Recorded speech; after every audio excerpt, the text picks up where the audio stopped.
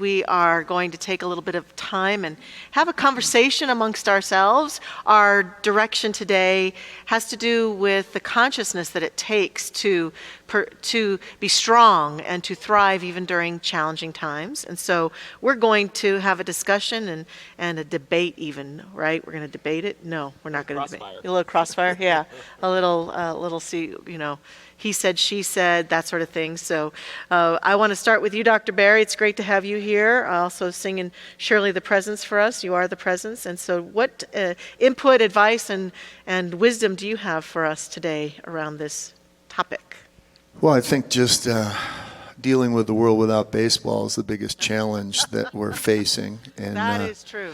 So, looking into that, I was doing some reading about consciousness, and Ernest Holmes said our bodies are just a vehicle for consciousness. So we're driving around with these hearts and minds in these bodies, but they're just a vehicle for consciousness. And I was seeing how, like in this time, I think our consciousness really needs to expand. I was reading about Edgar Mitchell, who was the sixth man to walk on the moon, and he was an astronaut who was profoundly changed by seeing the Earth from outer space. And he said he had an experience of what he called instant global consciousness. He just looked at the Earth from outer space, and he was just floating out there in space looking at it, and said all those divisions and all those political ideologies just faded away, and that he could he saw more of humanity, and all of our differences seemed so small from out there. And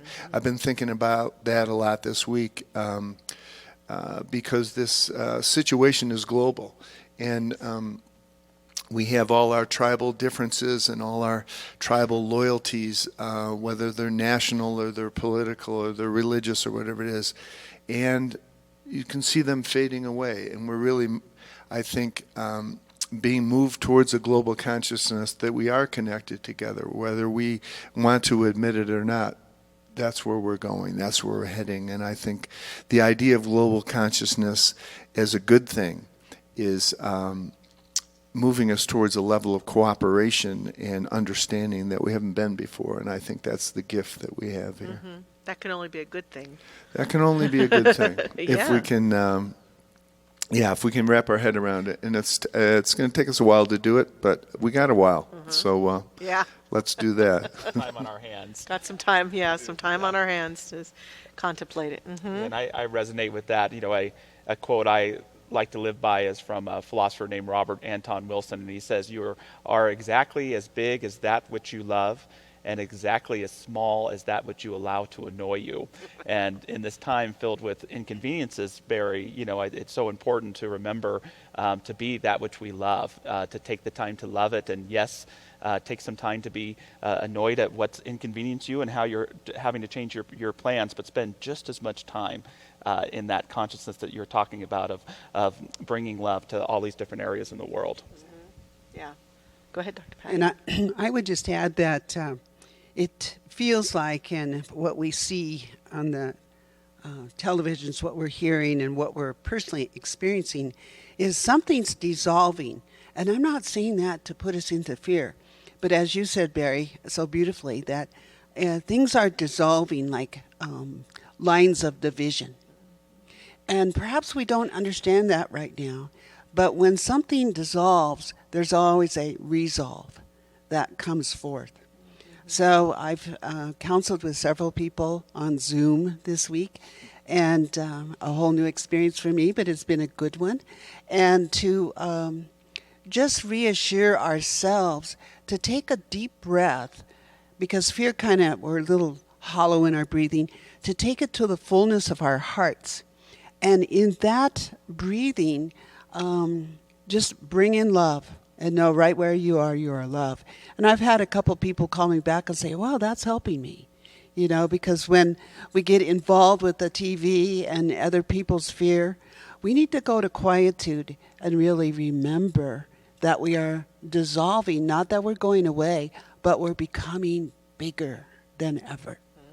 It's almost like we're being given this amazing chance to do this in a very profound way. I remember last week, I think it was Dr. Roger saying something about how so many people say, oh, I wish I had more time to meditate. I wish I had more opportunity to be quiet.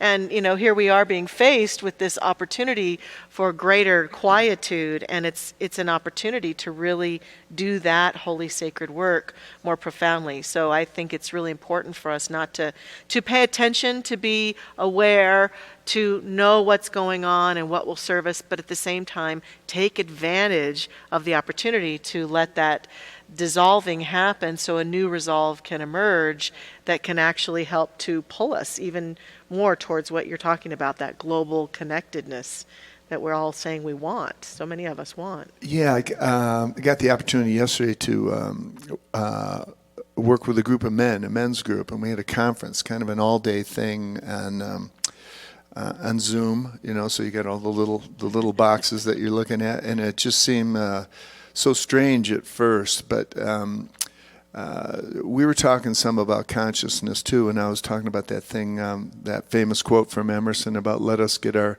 bloated nothingness out of the path of the divine circuits."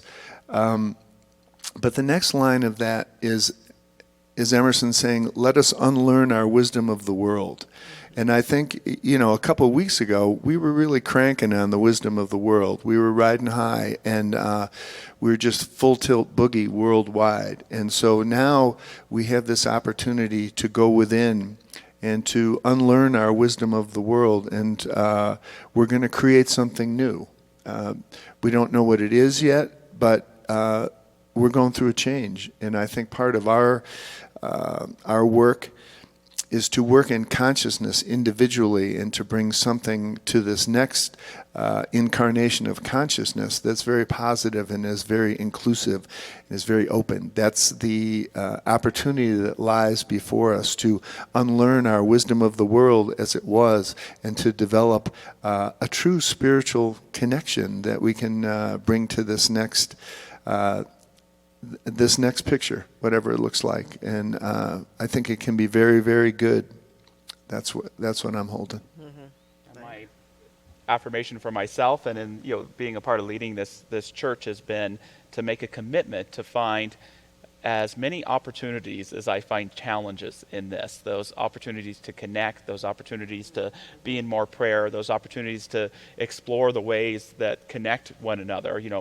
Zoom has almost been the word for God this week. There's one Zoom, that life is Zooms, that kind of thing. But to take that time creatively and when challenged to say, what is the opportunity here for me to grow in a deeper, more expanded way? And I have this great gift at home in having a baby girl. And a teenager. And a teenager. The teenager has become kind of a nocturnal entity, but the baby's up just like normal. And, we've decided that it's okay to take walks outside and things like that. And you're watching this little girl say hi to everyone that walks by. And there's part of you that goes, oh, this is blissful ignorance. Mm-hmm. But then there's another part of you that says, this little girl knows exactly what's going on. She's this walking affirmation of life and everything that's beautiful. And I want to follow her lead. I want to protect her and keep her safe, but follow her lead as well, that no matter what is going on, it cannot keep me from having that inner knowing and that inner joy and sharing it with the world around me. Mm-hmm. That's beautiful. I just have to share, speaking about the preciousness of Nancy June. For years, I've had this vision when I allow myself to get really, really still.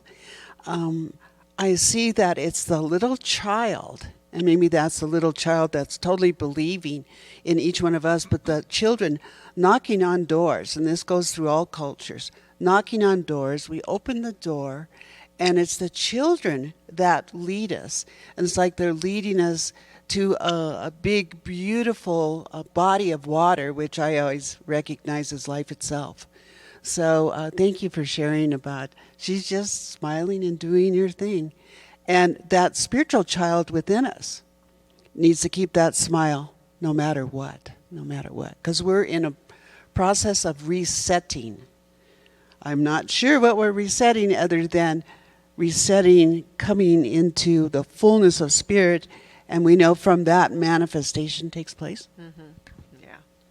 my prayer partner was saying recently something that I found really profound, and that is that Ernest Holmes, our founder, was teaching and preaching this stuff back during the big depression. Flu. Spanish Yeah. flu, depression, everything. All these other, the World War II, these crises that were going on in the world. And I went back and was reading some of his essays from those times last night. And it was interesting because he didn't necessarily walk right into them, except during the war. I saw a few essays where he was talking about the war and not hating our enemy kind of thing.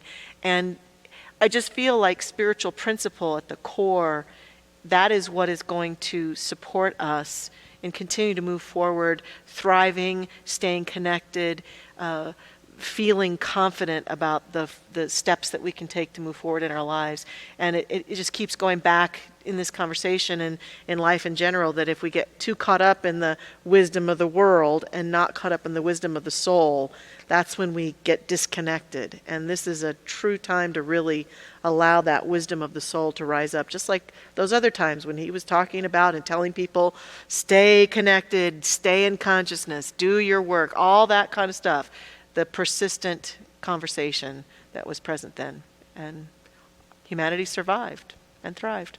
And you've got a big part of my talk. In Yeah, I know, too, I know. so- This whole conversation's got a whole bunch of my talk in it, Well, too. no, So. one mind. Well, I've got to say, Barry and Patty, I know Michelle feels the same way. It's so good to see you. You're like Yes. bookends in our community. So to get to hear and see you singing Shirley, and just to be in your presence, I know it's hard to not be here, and we're kind of lucky because we get to be in this space. But we want you to know that we're with you wherever you are, and that these presences of leadership at Mile High Church are going to continue to be with us too. And we sure do love you guys.